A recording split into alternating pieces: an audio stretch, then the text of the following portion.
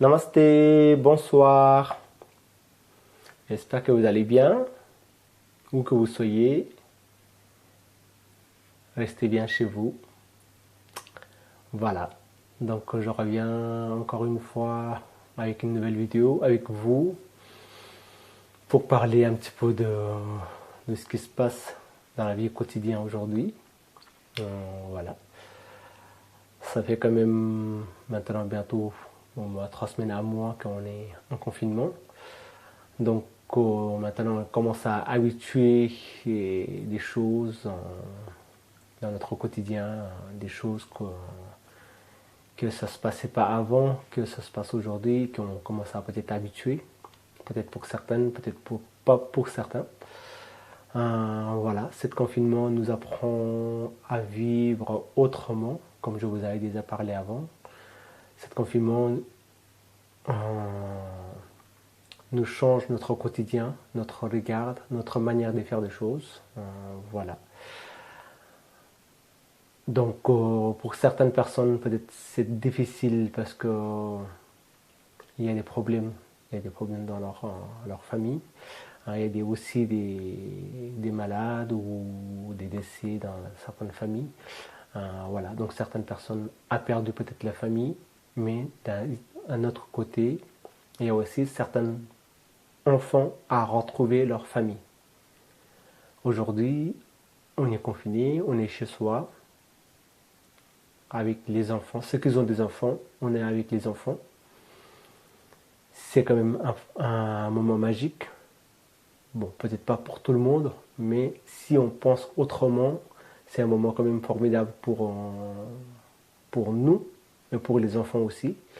Parce que jusqu'à là, les enfants, une fois qu'ils sont nés, on a un peu 3-4 mois avec nous, et puis après, on va la mettre soit à la crèche, soit chez nous. Et puis après, une fois qu'ils sont grandis, au bout de 3-4 ans, on la met à l'école. Et comme ça, et puis après, une fois qu'ils sont finis à l'école, après ils vont travailler, et puis voilà. Donc on n'aura pas quand même souvent des contacts très doux, un contact quand même longtemps avec les enfants. Donc c'est vrai que ce confinement nous apprend à vraiment vivre autrement avec, pardon, avec nos enfants. C'est vrai que c'est peut-être difficile pour certaines personnes qui ont beaucoup d'enfants, mais en même temps, si on pense autrement, c'est vrai qu'on peut pouvoir faire plein de choses avec les enfants. C'est certaines choses qu'on ne fait jamais. Même pendant les vacances, on ne fait pas des choses avec les enfants parce qu'on est vraiment occupé par l'activité de chacun.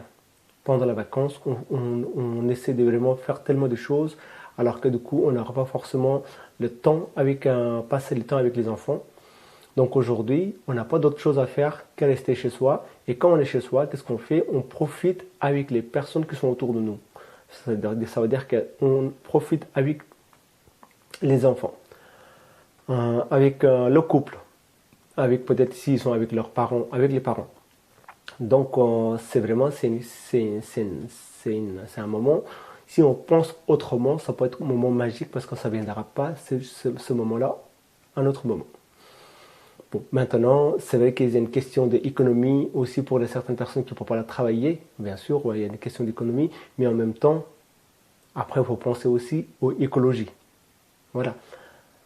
Sur cette terre, il n'y a pas que les humains. Il y a aussi d'autres êtres vivants. D'accord? Donc, du coup, quand les humains sont enfermés chez soi, maintenant, c'est à qui le tour? C'est dans la nature, c'est les animaux. Ils vont vivre pleinement, ils vont vivre sans la peur. Parce que quand les humains sont sortis de chez soi, on va aventurer, on va aller découvrir, on va vraiment faire des choses partout. Et du coup, qu'est-ce qui se passe? Les animaux qui sont dans leur espace, on va l'envahir et les animaux ne sont pas en tranquille. Voilà.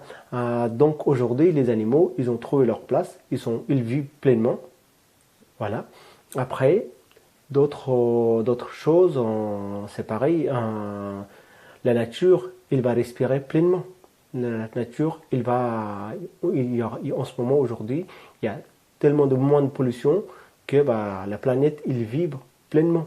Donc la planète, il fait une pause aussi de respirer un grand air. C'est comme si quelqu'un qui est enfermé dans un endroit où il y a des poussières sans arrêt, que d'un seul coup, il sort et il va respirer dans un endroit pleinement où il y a rien du tout. Donc c'est la même chose. La planète, il étouffe moins. Voilà. Et encore une fois, c'est ce que j'ai dit, les animaux, surtout les animaux qui sont dans la nature, quand on la dérange plus, quel que soit dans le désert, dans la forêt, à la montagne ou dans la mer. Donc les animaux ils sont en calme. Voilà. Donc les humains, c'est au contraire, ils sont enfermés, mais les animaux, ils sont pleinement, ils vivent pleinement. Ils ont le droit, ils ont aussi leur droit, parce que la planète n'appartient pas qu'à l'humain. Voilà. Donc je pense que si on pense autrement, il y a plein de bonnes choses qui se passent aussi. Voilà. Aujourd'hui, après, c'est vrai que c'est pas toujours pratique. C'est une question de pratique. C'est pas une pratique pour nous, c'est une question de pratique. Voilà, une question de pratique, c'est pas toujours évident, mais maintenant, voilà, si on accepte certaines choses autrement, je pense qu'on peut vivre paisiblement. Malgré qu'il y a des choses qui se passent quand même, des choses à côté, plein de choses qui sont pas forcément normales. Voilà. Après, on va penser aussi aux personnes qui sont dans des hôpitaux, qui soignent les malades ou aussi aux personnes malades.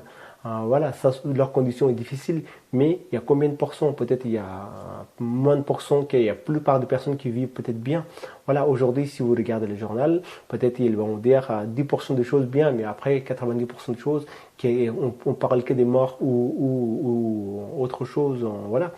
Alors qu'il y a plein de bonnes choses, des choses aussi développent, plein de choses, différentes manières de vivre, des choses qui se développent.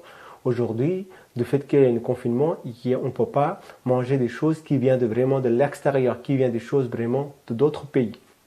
Donc du coup, on est obligé de consommer ce qui se pousse autour de nous, ce qui est bien évident, vraiment ce qu'il faut le faire. Donc il y a plein dans des villages ou dans certaines communes, maintenant ça se développe des gens qui vendent, qui une manière de faire un commerce vraiment, un commerce local. Il y a des choses qui se poussent en local qu'on peut manger facilement. Du coup, ça nous permet de consommer moins de choses, mais on n'a pas le choix de beaucoup d'aliments, mais au moins on a le choix de la qualité. La qualité de l'aliment, c'est pas la même chose que comme si on mangeait plein hiver des fraises ou autre chose que des fruits exotiques qu'on va manger. C'est pas la même qualité que ce qu'on va manger, ce que pousse aujourd'hui ici. Voilà. Ce qui est énergétiquement, c'est pareil. Si vous mangez des choses qui poussent autour de nous, qui va être énergétiquement beaucoup plus important que ce qui vient de la combien de 1000 km d'ici. Voilà. C'est ce qu'on dit chez nous. Notre énergie, ça se répand 50 km autour de chez soi. Ça veut dire que ça se répand une journée de cheval. D'accord? Tout ce qui pousse une journée de cheval, si on mange, on va être une bonne santé. Parce que si on mange des choses qui autour d'une journée de cheval, on a quoi nourrir et on a quoi guérir aussi.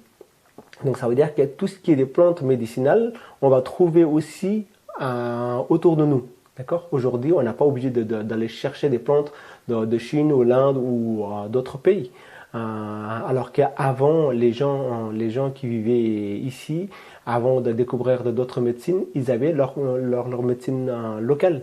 Donc voilà, c'est parce qu'en fait, on mangeait ce qui se pousse autour de nous. Quand on mange ce qui pousse autour de nous, énergétiquement, notre corps est adapté en fonction de la nourriture et notre corps est aussi adapté en fonction de les climats.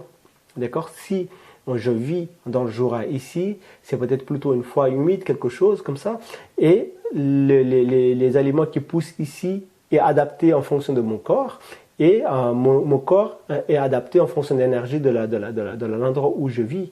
Donc du coup, si un jour je suis malade, je vais forcément trouver quelque chose, une plante qui peut me guérir dans cet endroit-là où je vis. Alors voilà, donc ce qu'on dit, si on mange tout ce qui pousse une journée de cheval, on a quoi nourrir, on a quoi guérir et on a quoi tuer aussi. Donc du coup, on a tout ce qu'il faut autour de nous. On pense toujours qu'il y a des choses qui viennent de l'extérieur et on pense toujours qu'il y a des choses qui viennent de loin et mieux que ce qui est en nous. Voilà, c'est complètement faux. Alors que du coup, on a tellement de bonnes choses autour de nous, mais on ne s'en rend compte. Voilà. Donc, avec ce confinement, avec ce problème des virus qui se propage, aujourd'hui, on réfléchit autrement. Voilà. Peut-être que le problème n'est pas le plus grave. Peut-être qu'il y a des problèmes certains problèmes qui sont encore beaucoup plus graves. Peut-être qu'ils vont arriver dans les années à venir.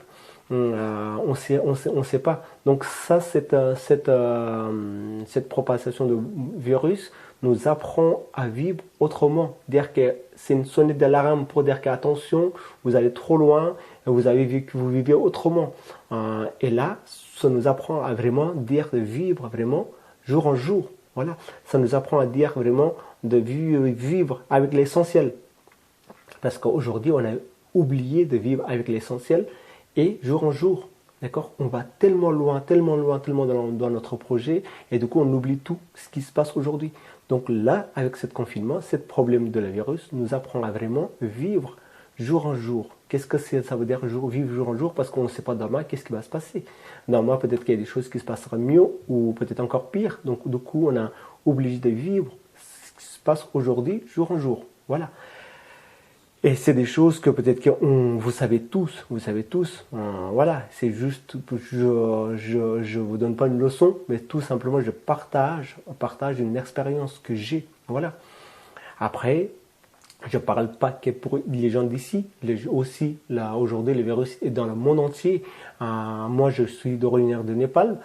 Au Népal, pareil, le confinement a commencé. Il n'y a pas eu encore des dégâts graves, donc il n'y a pas eu des morts encore. Voilà.